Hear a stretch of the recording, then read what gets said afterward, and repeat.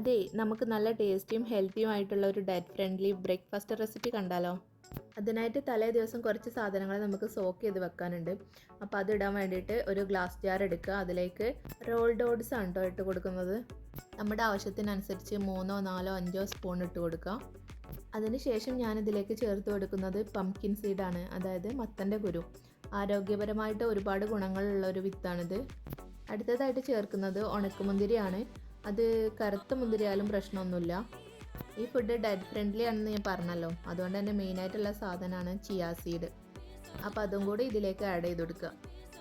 ഇനി ഇതെല്ലാം കുതിർക്കാൻ വേണ്ടിയിട്ട് നമ്മൾ യൂസ് ചെയ്യുന്നത് സ്കിംഡ് മിൽക്കാണ്, അതായത് ലോ ഫാറ്റ് മിൽക്ക്.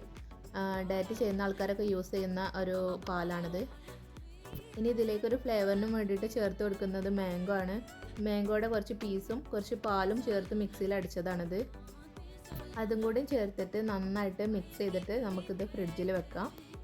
ഇനി പിറ്റേ ദിവസം നമുക്ക് കഴിക്കാനാവുന്നതിൻ്റെ കുറച്ച് നേരം മുമ്പ് എടുത്തിട്ട് പുറത്ത് വെക്കാം. ഇനി ഇതിലേക്ക് നമ്മുടെ ഇഷ്ടത്തിനനുസരിച്ച് ഫ്രൂട്ട്സ് ചേർത്ത് കൊടുക്കാം. ഞാനിപ്പോൾ ഇവിടെ ആപ്പിളാണ് ചേർക്കുന്നത്. അത് ചെറിയ പീസായിട്ട് അരിഞ്ഞിട്ട് കൊടുക്കുകയാണ്.